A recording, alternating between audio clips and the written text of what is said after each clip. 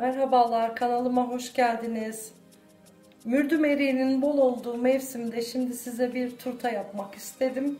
Çok az malzemeyle şahane bir turta oluyor. Denemenizi tavsiye ediyorum. Bunun için gereken malzemelerim 1 kilo mürdüm eriği, yarım kilo un, yaklaşık 4,5 su bardağı ediyor. 1 su bardağı şeker, bir de çeyrek su bardağı var. Bu da 250 gram. 250 gram tereyağı, bir tane yumurta, bir kabartma tozu, bir vanilya, bir fiske tuz. Malzemelerim bu kadar. Öncelikle eriklerimizi yapmakla başlıyorum. Bıçakla böyle ortadan ikiye kesip çekirdeklerini çıkartıyorum.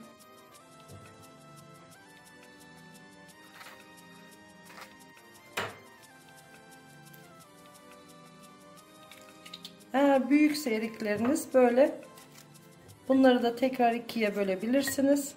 Küçükse bölmenize gerek yok. Böyle 2 parça yetiyor.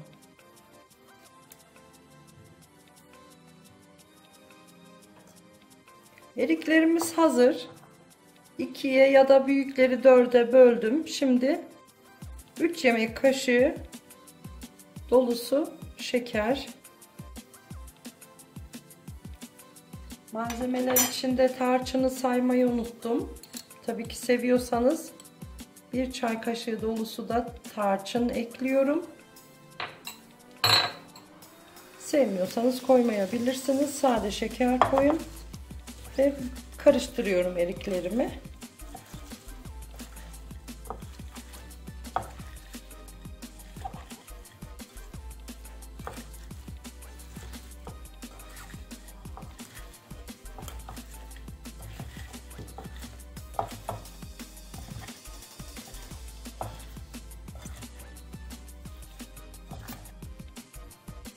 Şimdi karıştırdığım erikleri bir kenara aldım. Hamurunu yapmakla başlıyorum.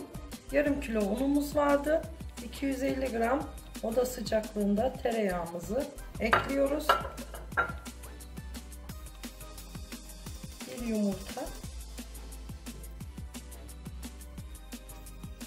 Şeker. 1 bardak ve çeyrek bardak. Bir fiske tuz atıyorum. Kabartma tozu ile vanilyayı da ekliyorum.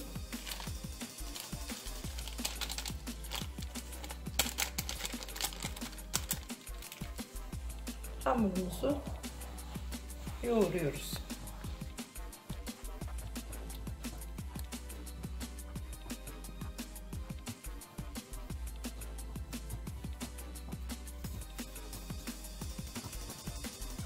Hamurumu iyice karıştırdım. Bakın bu kıvamda olması gerekiyor hamurun. Böyle olması gerekiyor. Böyle elinize aldığınızda dağılması gerekiyor. Böyle yoğurmadım hiç. Sadece böyle elimle karıştırdım. Bütün malzemeler birbirine geçene kadar. Şimdi hamurumuz tamam. 26 santimlik kalıbıma yağlı kağıdı koydum ve kenarlarında şöyle biraz az bir şey yağlıyorum. Yapışmasın diye. Şimdi hamurumuzu yarıdan fazlasını içine atıyoruz.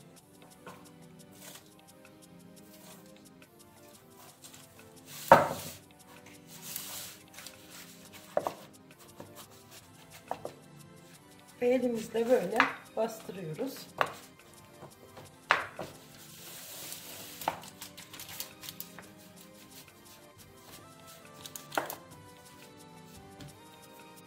Bu kağıt, kalan kağıdınızı da isterseniz makasla kesin, isterseniz içine yuvarlayın.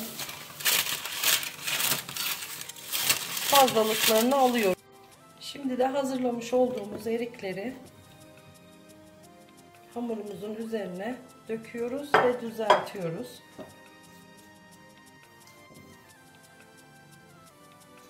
Eşit bir şekilde her tarafa dağıtalım.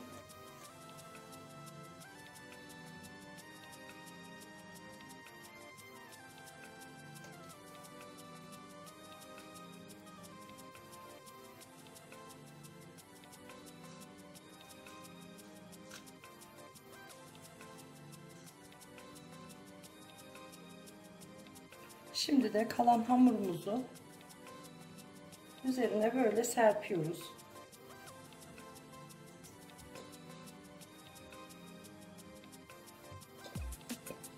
Bunu da eşit bir şekilde dağıtalım.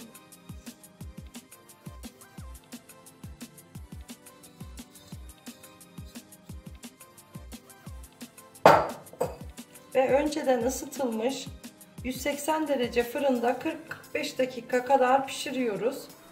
Tabi fırınlar farklılık gösterebilir. Ona dikkat edin.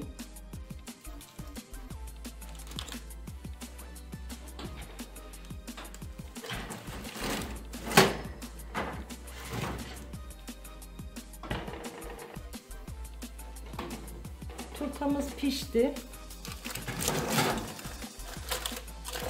Görüyorsunuz. Şimdi soğumaya bırakalım. Sonra servis yapalım. Soğuyan turtamızı kalıptan çıkartacağım. Şöyle kenarlarını bir bıçak yardımıyla düzelttim.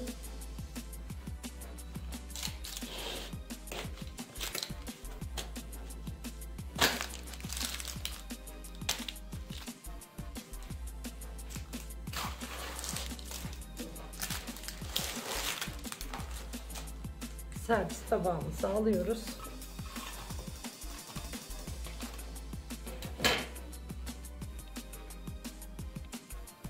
Şahane bir turta oldu arkadaşlar. Kıyır kıyır.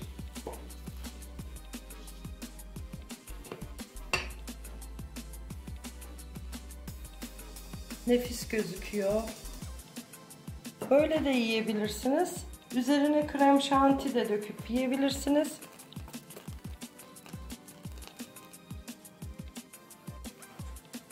İki türlü de nefis olacaktır. Umarım beğenmişsinizdir. Kanalıma abone olup beğenilerinizi unutmayın. Sağlıkla kalın, hoşça kalın.